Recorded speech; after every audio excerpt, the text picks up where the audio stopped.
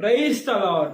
యేసు క్రీస్తు వారి పరిశుద్ధమైన నామంలో మీ అందరికి వందనాలు శుభాలు తెలియపరుస్తూ ఉన్నానండి.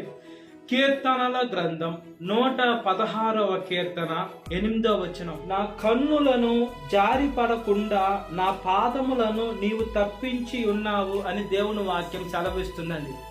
మన పాదాలు ఈ లోకంలో ఇరుకులో ఉన్నాయి. అంటే మనం ఈ లోకంలో సాతాను అనేటువంటి లోకంలో ఉన్నాం. మన పాదాలు ఇరుకులో ఉన్నప్పుడు, మనం ఇబ్బందుల్లో ఉన్నప్పుడు దేవుడు తప్పించగల సముద్రుడండి యేసుక్రీస్తు వారు. కాబట్టి మనం చూసే చూపు, నడిచే నడక, చేసే క్రియ ప్రతి ఒక్కటి ఆశీర్వాదకరంగా, దీవెనకరంగా, మహిమకరంగా ఉండాలని దేవుని వాక్యం సెలవిస్తుంది.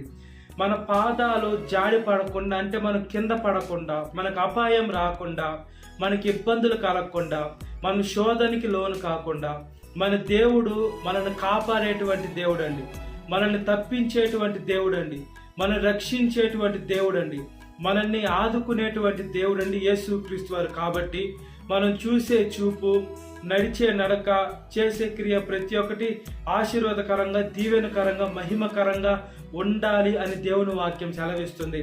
సాతాను ఏం చేస్తారంటే మనల్ని పడేయాలని, మనల్ని కాలు జారిపియాలని.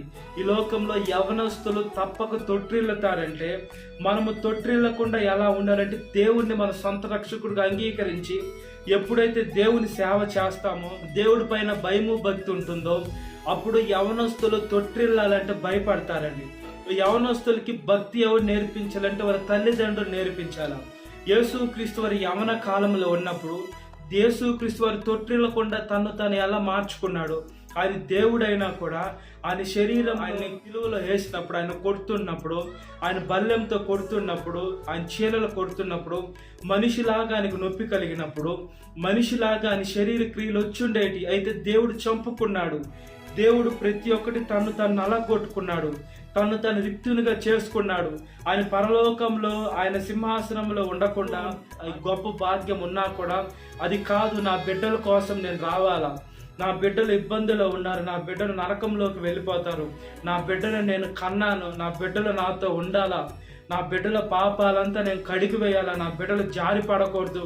సాతాను ఏం చేస్తుందంటే మనల్ని శోధించేసి మనకి ఈ లోకంలో లేనిపోని చెప్పేసిన తర్వాత మనం సాతాను మాట విని సాతాను పనులు చేస్తుంటే సాతాను మళ్ళీ యేసుక్రీస్తు వారి దగ్గరికి వెళ్ళి, నీ బిడ్డని చెప్తున్నావు కదా, నా మాట వింటున్నాడు చూడని దేవుడు ముందు సాతాను క్వశ్చన్ చేస్తున్నారు. దేవుడు తల ఉంచుకునే బిడ్డగా, మనం దేవుని తల ఉంచేలాగా చేసే బిడ్డగా మనం ఉండకూడదు. ఆయన మన పరమ తండ్రి, మనల్ని బట్టి దేవుడు సంతోషించాలి, తల ఎత్తుకోవాలి. కానీ మనం పాపాలు చేసి దేవుడికి చెడ్డ పేరు తేయడము, దేవుడు తల ఉంచుకునే పనులు మనం చేయకూడదండి. కాబట్టి ఈ లోకంలో మనం ఏ ప్రయాణమై వెళుతున్నా, మనకి యాక్సిడెంట్లు అయినా, ఈ లోకంలో ఇబ్బందులు వచ్చినా, శ్రమలు వచ్చినా, బాధలు వచ్చినా, కష్టాలు వచ్చినా, మనం ఇంకా క్షేమంగా ఉన్నామంటే, మనం ఇంకా తప్పింపబడుతున్నామంటే, ఇంకా ఈ లోకంలో బ్రతుకున్నామంటే దేవుని యొక్క కృప, దేవుని యొక్క మహిమ, దేవుని యొక్క కాపుదలండి. మన కాలు జారకుండా దేవుడు రక్షిస్తాను అంటే మనము మనుషులం కాబట్టి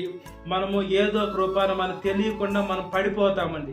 అలాంటి పడిపోకుండా కూడా దేవుడు ఆయన కాపాడుదలకు సహాయాన్ని ఉంచుతారు. అంటే శారీరకమైన పడిపోవడమే కాదు, కానీ ఆత్మీయంగా మనుషులు పడిపోతున్నారు.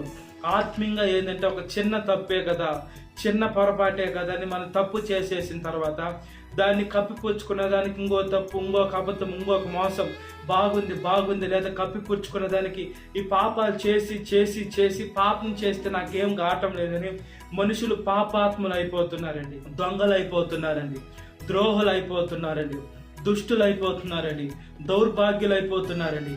యేసయ్య మాట వినకుండా ఈ లోకంలో సాతాను మాటే విని సాతాను బిడ్డలైపోయి ఈ లోకంలో తప్పుడు నడిచేటువంటి మనుషులు ఉన్నారు. మనం ఈ లోకంలో ఎటు పాపంలోకి, నరకంలోకి పడకుండా మనం సజీవ లెక్కలో ఉండాలా, మన స్థిరంగా బలంగా నిలబడాలంటే యేసుక్రీస్తు వారి కృప, అమితమైన కృప మన పట్ల ఉంది. దేవుని ప్రేమ మనల్ని పడేసేటువంటిది కాదు, కానీ నిలబెట్టేదే యేసుక్రీస్తు వారి ప్రేమ పరలోకానికి.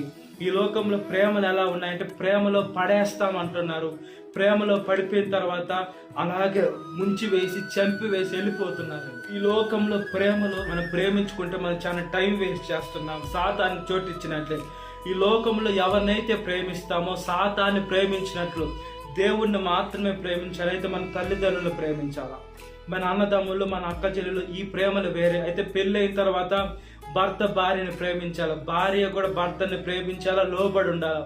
ఈ ప్రేమల గురించి కాదు. కానీ యవనస్తులు ఏం చేస్తున్నారంటే ప్రేమలని వాళ్ళని ప్రేమించేసి దేవుడిని ప్రేమించకుండా వాళ్ళు చేయాల్సిన పాపాలు తప్పులన్నీ చేసేసిన తర్వాత, అన్ని జరిగిన తర్వాత వాళ్ళు ఎప్పుడైతే సాతాను పాలవుతారో, ఇబ్బంది పాలవుతారో, అప్పుడు వచ్చి దేవుడి పాదాల మీద పడుతున్నారండి.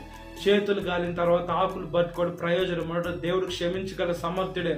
అయితే అది కూడా మన నెత్తి మీదకి రాకుండా మనం ముందుగానే తెలివి కలిగి ఉంటే, బుద్ధి కలిగి ఉంటే, వివేకం కలిగి ఉంటే, ఈ లోకంలో గొప్పగా మనము ఉండుంటే, మనం గొప్ప ఆలోచనలు కలిగి ఉండుంటే, ఆ పాపం మనకు రాకుండా, అంటకుండా, ముట్టకుండా మనం ఇంకా పరిశుద్ధంగా ఉండేవాళ్ళం కదా. మన పరిశుద్ధత మన చేతులారా మనమే కోల్పోకూడదండి. ఒక్కసారి మనలో ఉండేటువంటి పరిశుద్ధత ఒకసారి కోల్పోయిన తర్వాత ఆ పరిశుద్ధత ఆ జీవితానికి మళ్ళా రాదు. కాబట్టి మనం ఈ లోకంలో పరిశుద్ధంగా జీవించాలి. పరిశుద్ధత అంటే ఈ లోకంలో శారీరాశ, నేత్రాశ, జీవడమం వీటి సంగతి కాదు. కానీ మన శారీరకంగా మనం తప్పు చేసేటప్పుడు ఒకసారి మనము ఎప్పుడైతే పెళ్లి కాకముందు తప్పు చేస్తామో అది పాపంతో సమానం. పెళ్ళి అయిన తర్వాత అది పరిశుద్ధం. మనం ఎప్పుడైతే పెళ్లి కాకముందు తప్పు చేసిన తర్వాత మనం ఎన్నిసార్లు క్షమాపణ అడిగినా కూడా దేవుడు క్షమిస్తాడు. కానీ అయితే మన పరిశుద్ధత అనేది పోతుందండి. కాబట్టి మన పరిశుద్ధతని లేదా మన కన్యకత్వాలు, స్త్రీలు కన్యకత్వాలు కాపాడుకోవాలి. యవనస్తులు తమ జీవితం పరిశుద్ధంగా చూసుకోవాలి. ఎప్పుడైతే పరిశుద్ధంగా ఉంటామో మనం దేవుని కుమారులు అనబడతాం. మనం ఎక్కడికన్నా వెళ్తే మనము తగులు పెట్టే బిడలుగా ఉండకూడదండి. మనము జారి పడేటువంటి వాడిని చెయ్యిచ్చి లేపాల. ఇప్పుడు పేతురు గారు అల్ప విశ్వాసంలోకి వెళ్ళిపోయి నీటిలో మునిగినప్పుడు నువ్వు అల్ప విశ్వాసం అని దేవుడు వదిలిపెట్టలా.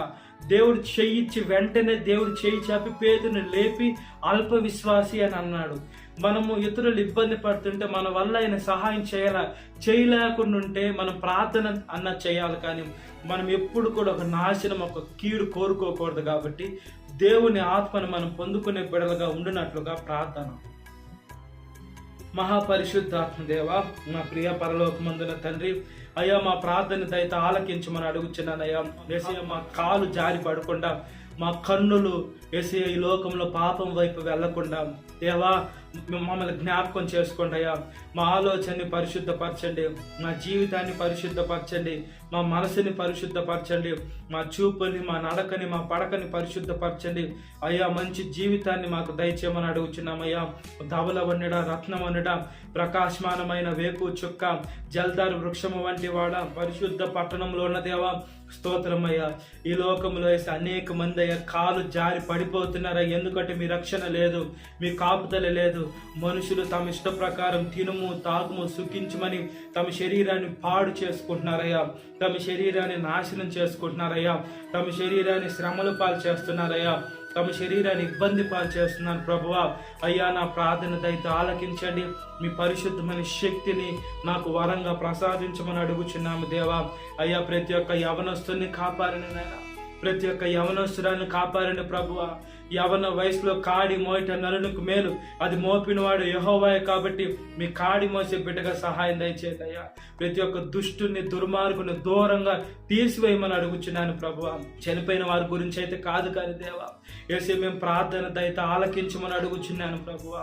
అయ్యా నా ప్రార్థన అంగీకరించండి అయ్యా. వాళ్ళ బంధువర్గాలు, వాళ్ళ రక్త సంబంధికులు, వాళ్ళ శ్రేయభిలాషులు, వాళ్ళ కొలీగ్స్, వాళ్ళతో స్నేహం చేసేటువంటి వారు గాయం అనేది రేకుంటుందయ్యా.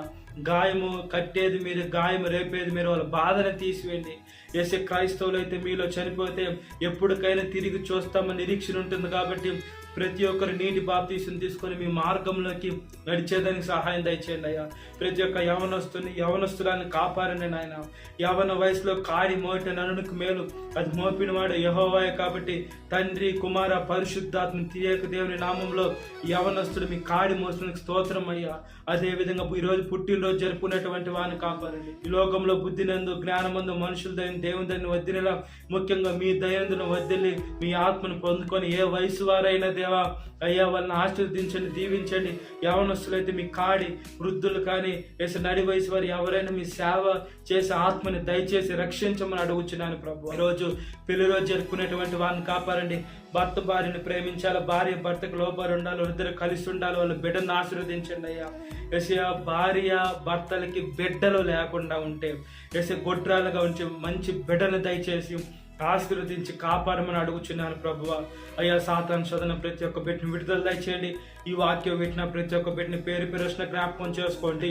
ఈ దినకాలపు దేవుని నింపమని నజరేయుడైన యేసుక్రీస్తు వారి పరిశుద్ధమైన నామంలో మిక్కిలి వినంత అడుగుచున్నాను మా పరలోకమందున్న తండ్రి. ఆమేన్.